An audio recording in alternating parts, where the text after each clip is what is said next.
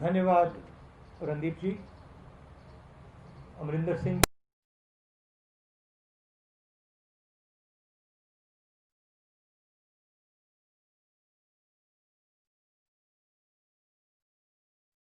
Press के हमारे मित्रों, आप सबका यहाँ बहुत बहुत स्वागत। जैसे आप जानते हैं, हमारी ये यात्रा इन 3 काले कानूनों के खिलाफ है। ये जो कानून प्रधानमंत्री जी ने बनाए हैं, ये जो खेती का एग्जिस्टिंग स्ट्रक्चर है, फूड सिक्योरिटी का एग्जिस्टिंग स्ट्रक्चर है, उसको खत्म करने का, नष्ट करने का तरीका है। जैसे पहले भाइयों और बहनों नरेंद्र मोदी जी ने नोटबंदी की, उसके बाद जीएसटी की, और कोरोना के समय उन्होंने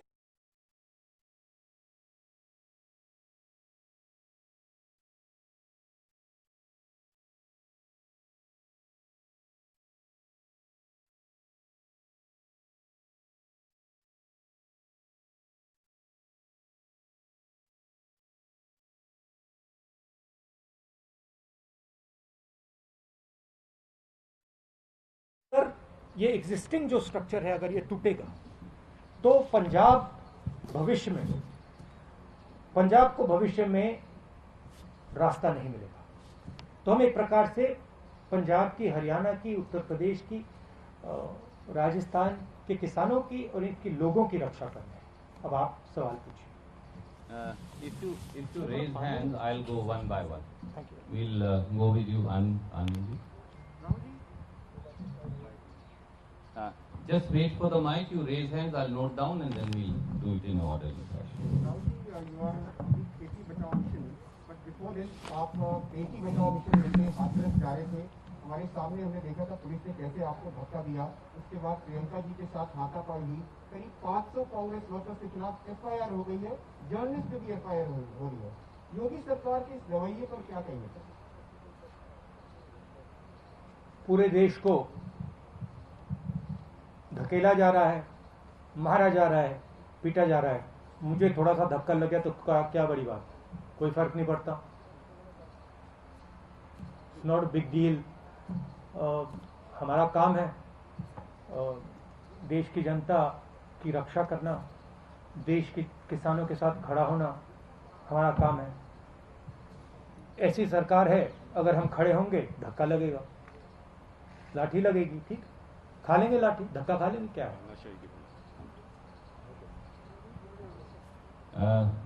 थैंक यू सर। मैं आपसे एक अनुरोध, जो धक्का, जो असली धक्का लगा, धक्का छोड़िए, जो अनइमेजिनेबल उस परिवार को लगा। आप सोचिए, आपकी बेटी है, you have a son, you don't have a daughter, so maybe you will not understand this. People who have daughters will understand it. You might not understand the rape aspect, because that is something that Indian women have to deal with. You will certainly understand the murder aspect. Suppose someone killed your son, and then when you went for justice, they locked you up in your house. And then the DM came to your house and kicked you and threatened you and told you that if you open your mouth, the entire state of Uttar Pradesh will sort you out. And then told you, don't worry, all these protesters, they will go away, Rahul Gandhi will go away, but we will be here. Now you get a feeling, get a sense of how you would feel. That is how that family felt. That is why I went there, because I wanted that family to know that they are not alone. मैं इसलिए वहाँ गया था और मैंने परिवार से कहा, मैं सिर्फ आपके लिए नहीं आया, मैं आपकी बेटी के लिए आया हूँ, आपके लिए आया हूँ, मगर मैं देश में जो लाखों महिलाएं हैं जिनके साथ रोज कोई ना कोई बदतमीजी होती है, हजारों महिलाएं हैं जिनका रेप होता है, मैं उनके लिए भी यहां आया हूं। इंटरेस्टिंग बात यह है कि बच्चे का रेप होता है, मर्डर होता है, पूरा एडमिनिस्ट्रेशन परिवार पर आक्रमण करता है और देश के प्रधानमंत्री एक शब्द नहीं कहते। इंटरेस्टिंग बात है। Thank you sir. May I make one request, आप कोई भी प्रश्न पूछ सकते हैं, स्वागत है, क्योंकि राहुल जी ने सुओ मोटो में 3 किसान बिलों की आपसे चर्चा की है। पहले उससे जुड़े सवाल ले लें और फिर कोई और प्रश्न हो तो वो लेंगे। Raman ji from news 24, sir I have noted down and going to come to sir, जो एवरी। किसान के 3 अध्यादेश के बारे में आप लगातार जिक्र करते हैं कि इसको केंद्र सरकार ने बिना किसानों से सलाह मशवरा किए, बिना पॉलिटिकल पार्टीज को कॉन्फिडेंस में लिए पास करवा दिया। अब चूंकि पंजाब में, हरियाणा के कुछ भागों में भी आंदोलन हो रहा है, लेकिन नरेंद्र मोदी या उनकी सरकार के लोग हमेशा इसका मजाक उड़ाते हैं। वो कहते हैं कि राहुल गांधी ट्रैक्टर यात्रा कर रहे हैं, लेकिन ट्रैक्टर पर गद्दा लगा कर यात्रा कर रहे हैं, वो किसानों की क्या बात करेंगे? और अगर बाकी वाकई किसान परेशान है देश के दूसरे हिस्सों में, वहां कोई बात क्यों नहीं करता, वहां कोई आंदोलन क्यों नहीं हो रहा? देखिए, बात क्या है, पहले आपने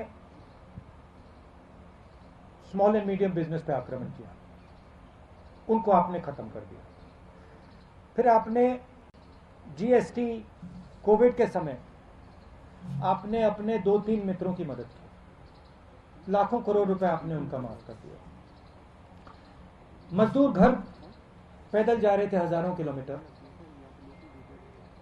पानी नहीं था, भोजन नहीं था, आपने एक शब्द नहीं बोला, उनको आपने वार्निंग ही नहीं दी, एक दिन वार्निंग नहीं दी। कमरे में बैठे आपने कहा लॉकडाउन होगा, लॉकडाउन कर दिया, मर गए वो। 100-200 लोग वैसे ही मर गए। आपने जो देश की रीढ़ की हड्डी है,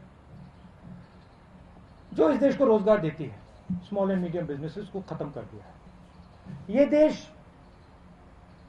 और आप देखना, मैंने फरवरी में कोरोना की बात की थी, उन्होंने कहा राहुल गांधी मजाक कर रहा है। अब देखिए, समझ किसको है किसको नहीं है। एक व्यक्ति आपको कह रहा है, फरवरी में कह रहा है कि कोरोना से हिंदुस्तान की इकोनॉमी, हिंदुस्तान के लोगों पर बहुत जबरदस्त चोट लगने वाली है, और दूसरा व्यक्ति कह रहा है 22 दिन में ये लड़ाई जीती जाएगी। समझ किसको है ये तो आपको जज करना है, मैं तो नहीं कहूंगा। एक व्यक्ति कहता है 22 दिन में लड़ाई खत्म हो जाएगी, उसको यह भी नहीं मालूम कि कोरोना है क्या, देश क्या है, कैसे चलता है। उस टाइम भी मेरा मजाक उड़ा रहे थे, और अब मैं आपको बता रहा हूं, और आप लिख के ले लीजिए, आज भी मजाक उड़ाएंगे, मगर 6 महीने बाद याद रखना जो मैं आज कह रहा हूं। 2 चीजें आपसे कहूंगा। पहली बात, ये देश अपने युवाओं को रोजगार नहीं दे पाएगा। नरेंद्र मोदी ने ढांचा तोड़ दिया है। अब नरेंद्र मोदी खेती के ढांचे को तोड़ने जा रहा है। अगर नरेंद्र मोदी ने खेती के ढांचे को तोड़ दिया तो एक तरफ रोजगार नहीं मिलेगा, दूसरी तरफ भोजन नहीं मिलेगा। ठीक है, अब ये मेरा मजाक उड़ाएंगे, उड़ाने दो। 6 महीने बाद, जैसे आज मैं फरवरी की बात कर रहा हूं, 6 महीने बाद आप देख लेना। ठीक है, ये सिस्टम है, ये फूड सिक्योरिटी का सिस्टम है, एमएसपी है, फूड डिस्ट्रीब्यूशन सिस्टम है, प्रोक्योरमेंट सिस्टम है, मंडियां हैं। ये एक प्रकार से किसान का, फूड सिक्योरिटी का एक किला है, ये प्रोटेक्ट करता है। किले में कमियां हैं, मैं ये नहीं कह रहा हूं कमियां नहीं, कम मंडियां हैं, करप्शन है, इंफ्रास्ट्रक्चर बेहतर होना चाहिए, मगर किले को अगर आपने तोड़ दिया तो किसान बच नहीं सकता। अब नरेंद्र मोदी किले को क्यों तोड़ रहे हैं? नरेंद्र मोदी ने जीएसटी क्यों की? नरेंद्र मोदी ने डिमोनेटाइजेशन क्यों किया? नरेंद्र मोदी जी ने कोरोना के समय गरीबों की मदद क्यों नहीं की? 2 नाम दे सकता हूं, अंबानी, अदानी। ये ट्रायंगुलर ग्रुप है, अदानी, मोदी, अंबानी। और नरेंद्र मोदी का काम रास्ता साफ करने का है। उनको ऑर्डर दिया गया है कि स्मॉल एंड मीडियम बिजनेसेस को खत्म करो, किसानों को खत्म करो, मजदूरों को खत्म करो, और हमारे लिए रास्ता खुलो। अब मजाक कौन कर रहा है ये आपको डिसाइड करना है। Raman ji, I'll come back to you. We have to. I'll come back to you. We'll give you a second. एक सेकंड, क्या पीडीएस के बारे में क्या 75 करोड़ जो पीडीएस के लाभार्थी हैं उस पर भी इसका असर पड़ेगा क्या? तो ये फूड सिक्योरिटी सिस्टम पर असर पड़ेगा। जो जब आप अनाज खरीदते हो मार्केट में, आप खरीदते हो, जो आपको प्राइस मिलती है वो प्राइस आपको इसलिए मिलती है क्योंकि ये स्ट्रक्चर है। जब गरीब व्यक्ति को राशन दिया जाता है वो राशन इसलिए दिया जाता है क्योंकि ये स्ट्रक्चर है। अगर आप स्ट्रक्चर को ही तोड़ देंगे तो आने वाले समय में आपसे भी ज्यादा पैसा लिया जाएगा। सिर्फ देखिए, लोगों ने कहा हाँ ठीक है जीएसटी कर दी तो हमारा क्या नुकसान है। स्मॉल मीडियम बिजनेसेस को नुकसान होगा, मगर जो कंज्यूमर है उसको क्या नुकसान होगा? तो नुकसान होगा क्योंकि जब वो कोलैप्स करेगा आप कोलैप्स करोगे। तो हिंदुस्तान में सब चीजें कनेक्टेड है, और अगर आप एक चीज को छूओगे तो दूसरी चीज पे इफेक्ट पड़ेगा। मैं दूसरा उदाहरण देता हूं। नरेंद्र मोदी जी ने कहा हिंदुस्तान की जमीन किसी ने नहीं ली, सुना होगा आपने। ऑपोजिशन लीडर्स को कहा हिंदुस्तान की जमीन किसी ने नहीं ली। 1200 स्क्वायर किलोमीटर चाइना ने हमारी जमीन ले रखी है। कैसे ली? क्योंकि चाइना को मालूम है कि ये व्यक्ति जो ऊपर बैठा है ये सिर्फ अपनी इमेज की रक्षा करता है। ये अपनी इमेज बचाने के लिए 1200 स्क्वायर किलोमीटर जमीन हमें दे देगा।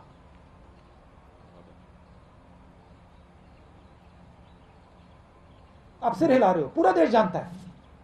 आर्मी के किसी भी सिपाही से, जनरल से पूछ लो, आपको बता देगा कि नरेंद्र मोदी ने अपनी इमेज बचाने के लिए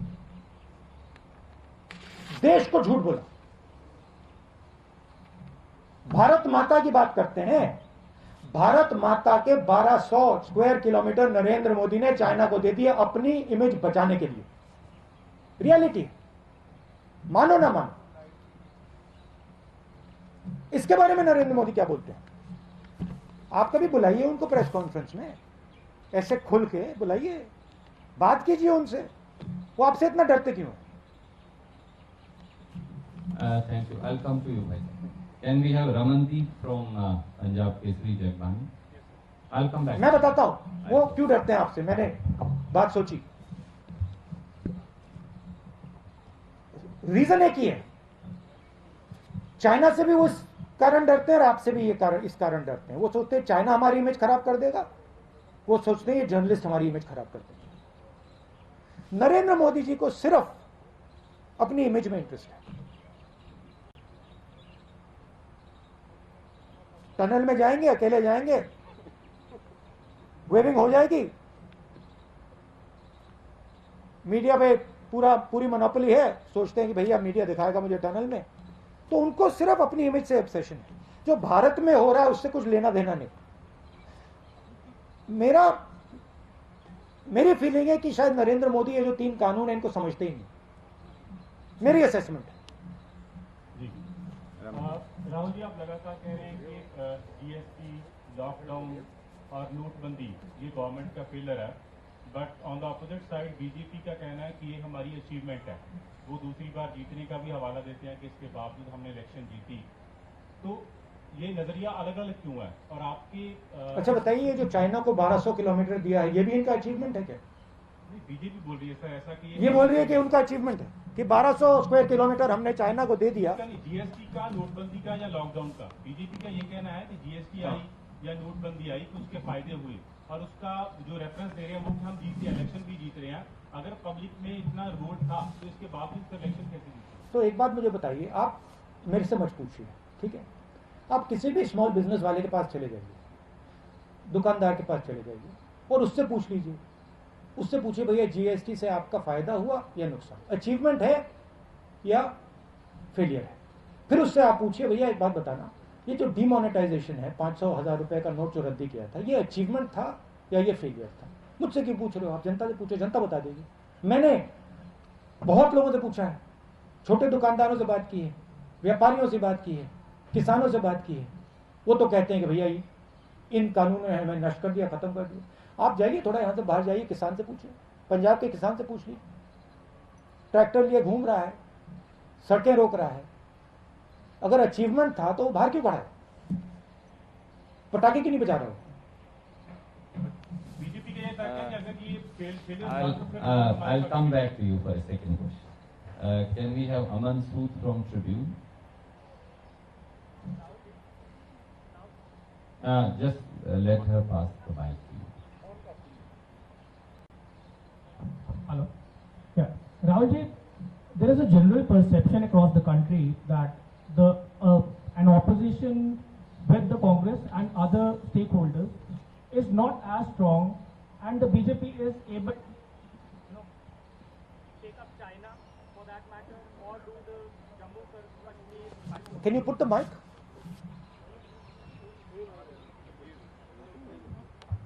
We'll give another one. वो ले लीजिए. Hello. Yes. So they are saying that a weak opposition across the country, including the Congress. Do you think that the general perception that is it so that the BJP is doing everything that they can just because the opposition is not united across many states and especially in Delhi and at the center? See, an opposition in any country functions within a framework. What is that framework? The framework is the press. The framework is the judicial system. The framework are institutions that protect the voice of the people. This is the framework. That entire framework has been captured. The entire architecture of giving voice to the people of India is captured and controlled by the BJP. You know that. In fact, you come from one of the newspapers that exerts a little bit of independence. That's not the case with most TV channels and newspapers. So, if the entire architecture of institutional architecture is captured, then to say the opposition is weak, that's not really a correct statement. Give me a free press. Give me institutions that are free, and the government will not last. I don't have that. I can take proof, clear-cut proof of, for example, the Rafael deal.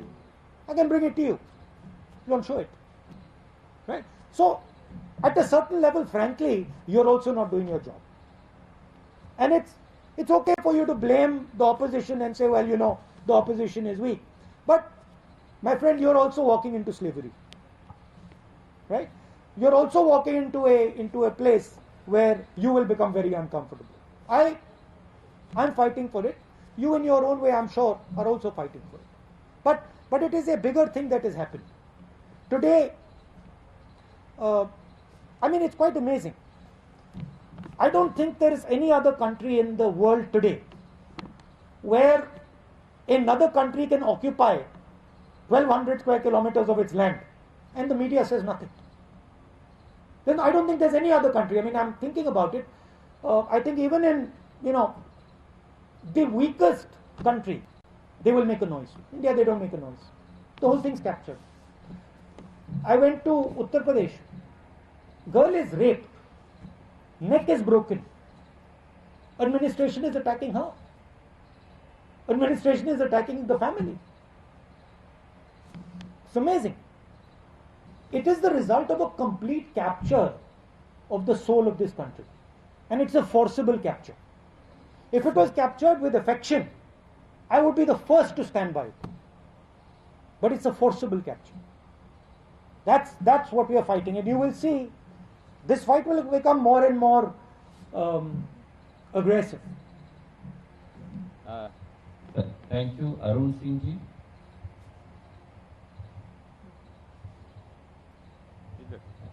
And then Gurpreet Singh Chattha ji from Ajit thereafter. Rahul ji, आप आप उत्तर प्रदेश गए, आप पंजाब आए हैं, आप lockdown के दौरान taxi driver से बात कर रहे थे। आप जब भी कहीं जाते हैं, किसी इशू को उठाते हैं, बीजेपी की तरफ से एक वर्ड है पॉलिटिकल टूरिज्म। आपको ऐसा लगता है कि जब आप किसी कॉज को, किसी इशू को हाईलाइट करने की कोशिश करते हैं तो उससे डेविएट करने की पॉलिटिकल टूरिज्म की बात आप करिए। अब उत्तर प्रदेश सरकार ये कह रही है कि इंटरनेशनल साजिश है यूपी सरकार को बदनाम करने की, जो कुछ हो रहा है वहां पर हाथरस में।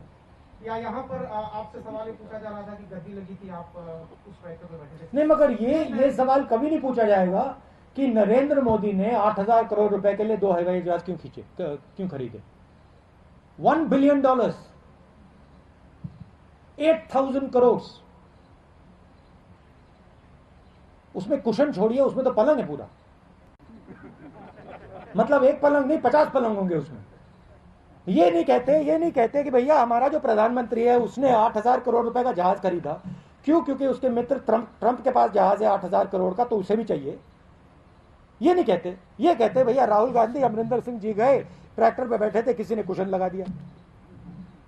तो मैं वही कह रहा हूँ, नैरेटिव चेंज हो जाता है। आप पॉलिटिकल टूरिज्म वर्ड इसको दिया जाता है। इसलिए मैं पूछ रहा हूँ कि आप अगली बार जब कोई इशू उठाने की सोचते हैं तो इससे निपटने का क्या उपाय आपके पास है? क्योंकि देखो, मैं अपना काम करता हूं। मैंने जैसे बोला, मीडिया कैप्चर्ड है, इंस्टीट्यूशनल स्ट्रक्चर कैप्चर्ड है, उनका उधर डोमिनेंस है। मगर किसान पर जो अत्याचार करते हैं, छोटे दुकानदारों पर, स्मॉल मीडियम बिजनेसेस पे जो आक्रमण करते हैं, युवाओं के भविष्य पे आक्रमण जो करते हैं, उधर तो डोमिनेंस नहीं है ना। उधर मैं काम करता हूं। अब कहीं ना कहीं हिंदुस्तान के युवा को दिखेगा कि भाई यहां पे नरेंद्र मोदी जी टनल में वेविंग कर रहे हैं, मगर मुझे खाने को नहीं। किस बात की वेविंग कर रहे हो वो टनल में, जब मुझे खाने को नहीं है, मेरे पास रोजगार नहीं है, मुझे भविष्य नहीं दिख रहा। तो कभी ना कभी रियलिटी, सच्चाई तो बाहर आती है ना। मैं पेशेंट आदमी हूं, रुक जाऊंगा थोड़ी देर। शुक्रिया। Can we have Gurpreet Singh ji from sir, मैं माइक देता हूँ। हेलो सर, जैसे आपकी पार्टी बोलती है, आपके वर्कर बोलते हैं कि आप जब सत्ता में आए, आपकी सरकार कांग्रेस बनती है तो 3 बिल है जो आपने बोला कि हमने वो बंद कर देंगे। अगर वो बंद भी कर देते हैं, जो पोजीशन अभी है, कैप्टन साहब यहाँ बैठे हैं, पहले भी पोजीशन खराब है, खुदकुशियां हो रही हैं, उसके लिए आपके पास प्लान क्या है किसान? हमारे अगर मैनिफेस्टो को आप पढ़ें, और उसकी कॉपी मैं दे सकता हूं, उसमें क्लियरली लिखा है कि जो फूड सिक्योरिटी का सिस्टम है उसको हम स्ट्रेंथन करेंगे। आज 40 किलोमीटर के रेडियस में मंडी होती है, हम 4 किलोमीटर के रेडियस में मंडी लगाएंगे। हम इस सिस्टम को, जो इसकी कमियां हैं, उसको सुधारने की कोशिश करेंगे। मगर हम इस सिस्टम को तोड़ेंगे नहीं, क्योंकि हम जानते हैं कि अगर हमने ये सिस्टम तोड़ दिया तो किसान गया। अब सिंपलिस्टिक बात है, नरेंद्र मोदी जी को शायद समझ ही नहीं है, पता नहीं। अगर आपने सिस्टम तोड़ दिया, अगर पूरा एग्रीकल्चर का आपने सिस्टम ही तोड़ दिया, तो फिर किसान की प्रोटेक्शन कहां रही? तो हमारी जो फिलॉसफी थी कि हम जानते हैं कि मंडियों में कमी है, हम जानते हैं कि वहां पे करप्शन है, बट हम इस सिस्टम को रिफॉर्म करना चाहते हैं। वो कॉम्प्लिकेटेड मामला है, आसान मामला नहीं। नरेंद्र मोदी जी जो सच्चा चैलेंज है उसको एक्सेप्ट नहीं करना चाहते। नरेंद्र मोदी कहते भैया इसको तो मैं उड़ा देता हूं। अब black money is a difficult challenge. Narendra Modi उस चैलेंज को एक्सेप्ट नहीं करना चाहते, कहते मैंने नोटबंदी कर दी, खत्म हो गया, क्या लगा। तो बहाना है। अमरिंदर सिंह जी अभी बैठे हैं, अभी हमने मीटिंग की अंदर, पंजाब के युवाओं को रोजगार दिलवा रहे हैं। सिंपल मामला नहीं है, कैची फ्रेजेस से रिजॉल्व नहीं होता, काफी कॉम्प्लिकेटेड बात अंदर चल रही है। ऐसे करेंगे, ऐसे करेंगे, ये करना है, वो करना है। तो हिंदुस्तान को ये रियलिटी एक्सेप्ट करनी पड़ेगी, सच्चाई एक्सेप्ट करनी पड़ेगी। Mohammed from NDTV and then Rohit from Bharat.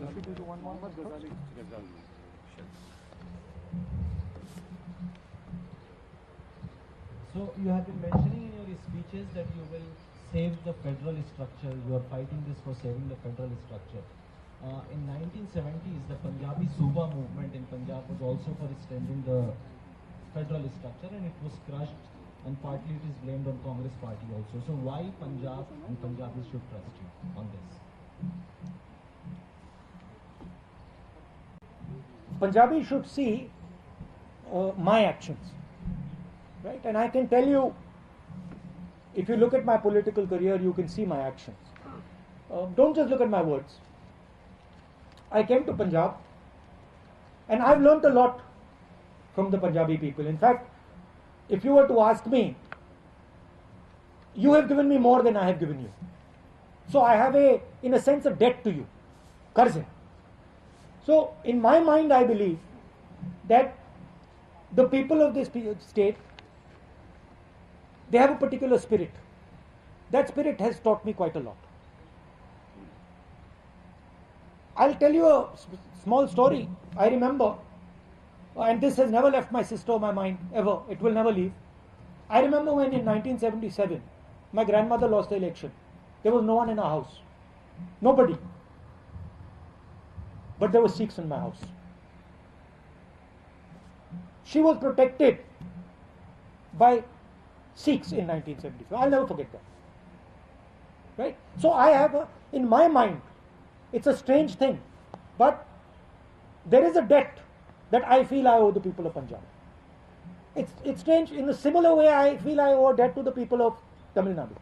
I don't know why, but I have that feeling inside. So that's the first thing. Second thing is, look at my actions. Land acquisition bill. I fought, I got beaten up, I got abused. Nyamgiri, I fought, I got beaten up, I got abused. Manrega, abused. Right? Farm bill, I'm standing in front of the farm bill.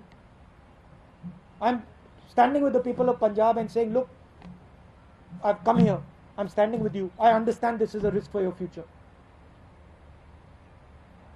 So you look at my actions, you will see that I am a person who instinctively, I feel, when I see some injustice being done, I feel for that person, instinctively. If you see one strong man beating a weak man, automatically I am on the side of the weak man. This may be a failing. In fact, this is why I get beaten up so much in politics. It might be a feeling here. Every time I'm also thinking to myself, yeah, why? But I have that inside me. If I feel that injustice is being done to Punjab, I'll be standing on Punjab side, no matter what. If I feel injustice is being done to the Dalit girl in UP, I'll go there. I'll get 2-3 lathis, no problem. That's my nature. That's what I've been taught. I don't know any other way.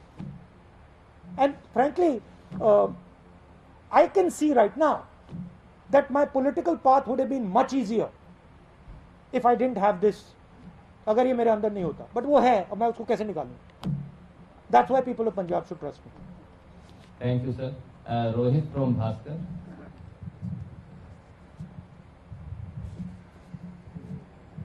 Rahul ji, मेरे आपसे 2 सवाल हैं। पहला सवाल है, किसानों के 3 ये जो अध्यादेश आए हैं, इसमें 15 करोड़ किसान ही नहीं, 75 करोड़ TDS लाभार्थी भी प्रभावित होंगे। इस पे आपका क्या कहना है? दूसरा, मोदी जी ये कहते हैं कि भाई ये जो अध्यादेश आ रहे हैं इससे किसानों को फायदा होगा, मंडी नहीं खत्म होगी, तो फिर दिक्कत क्या है? अगर किसानों को फायदा होता तो नरेंद्र मोदी जी ने पार्लियामेंट हाउस में डिबेट क्यों नहीं कराई? उधर वो भी बोलते, हम भी बोलते। अगर फायदा होता तो कोरोना के समय जब वो जानते हैं कि किसान बाहर नहीं आ पाएगा, हम हरियाणा जा रहे हैं, आज सरकार कह रही है कोरोना का समय, जब वो जानते हैं कि किसान रेजिस्ट नहीं कर पाएगा, तो उन्होंने ये बिल क्यों पास किया?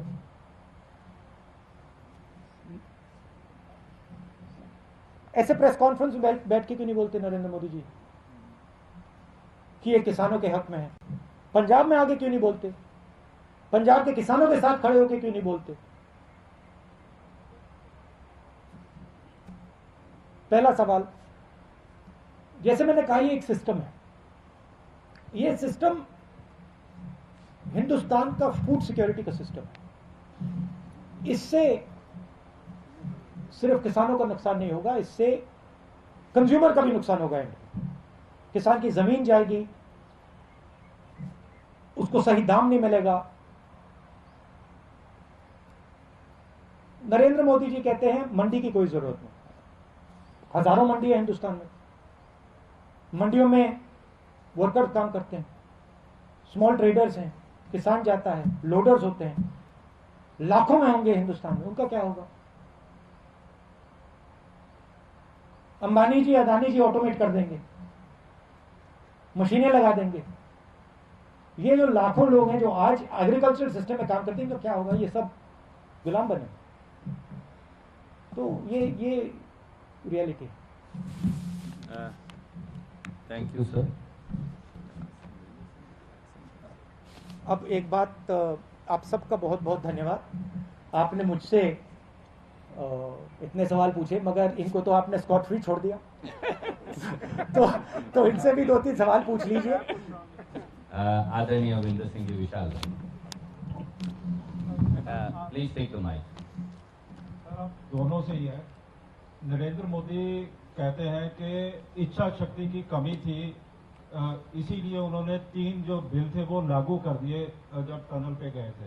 तो उसके बाद क्योंकि पिछली सरकारें इनको लागू नहीं कर पाई थी और लगातार ही सवाल खड़े हो रहे हैं, चाहे स्टेट का मैनिफेस्टो, इलेक्शन मैनिफेस्टो का, चाहे 19 में आपका मैनिफेस्टो का, कि एपीएमसी एक्ट को आपने बड़े जोर शोर से वहां पे उठाया था। तो क्या लगता है कि आने वाले समय में इसको पूरी तरह डिमोलिश कर दिया जाएगा, या अभी भी आप मैनिफेस्टो के ऊपर खड़े हुए हो? देखिए, हमारे मैनिफेस्टो में क्लियर था कि हम एग्रीकल्चरल सिस्टम को डेवलप करेंगे। अगर आप 4 पॉइंट्स से, शायद उसमें अगर आप पॉइंट्स देखें तो उसमें हमने कहा था हम फार्मर्स मार्केट डेवलप करेंगे। उसमें हमने कहा था कि हर 4 किलोमीटर हमें हम मंडी लगाएंगे। उसमें हमने कहा था कि हम infrastructure, farm to fork infrastructure बनाएंगे। हमने ये कहीं नहीं कहा था कि हम पूरे के पूरे फूड सिक्योरिटी सिस्टम को नष्ट कर देंगे। नरेंद्र मोदी जी ने इन 3 कानून के साथ पूरे के पूरे फूड सिक्योरिटी सिस्टम को नष्ट कर दिया है। इसलिए पंजाब का किसान खड़ा है, इसलिए हम यहां प्रेस कॉन्फ्रेंस कर रहे हैं। सर, सेशन बुला रहे हैं जल्दी इसको लेके। We'll have to take one question. Can we go to Kanchan from the Indian Express? Session वाला सर बता दीजिए। स्पेशल सेशन बुलाया जा रहा है इसको लेके। स्पेशल सेशन भी प्लस लीगल जो भी करना पड़ेगा हमको। और जो आदरणीय राहुल जी ने कहा, अगर आप 2019 का कांग्रेस का घोषणा पत्र देखेंगे तो उसका बिंदु नंबर 7 क्लॉज नंबर 12 अगर पढ़ेंगे तो वहाँ फार्मर्स मार्केट का पूरा खाका दिया गया है। कंचन जी। Rahul ji, Yogi, the CM of UP, has said that Hathras rape was an international conspiracy. What do you think about that? And another question is that the Akalis have asked you 5 questions here in Punjab. The gist is that what were you doing abroad when the farm bills were passed in the parliament? You were not even here for the farm bills. My mother had gone for a medical checkup, and my sister couldn't go with her because some members of her staff had COVID.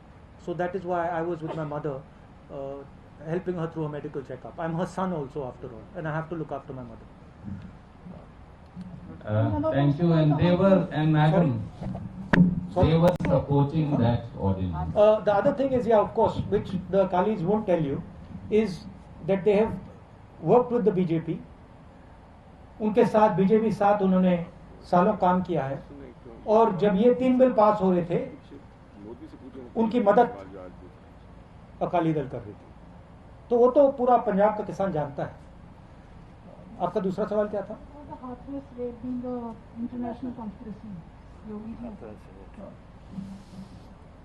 I mean, Yogi ji is entitled to his opinion. He is more than welcome to imagine whatever he wants to imagine. What I saw there was a lovely girl who was molested. Her neck was broken. Her family was threatened. And the people who did it, no action was taken against them. If Mr. Yogi sees an international conspiracy, well, that's fine. That's his prerogative. What I saw was a tragedy, the Chief Minister of Uttar Pradesh should have had the decency to say, this is a tragedy and I will look into it and I will protect this family and this girl. Thank you. I think we'll need to wind up.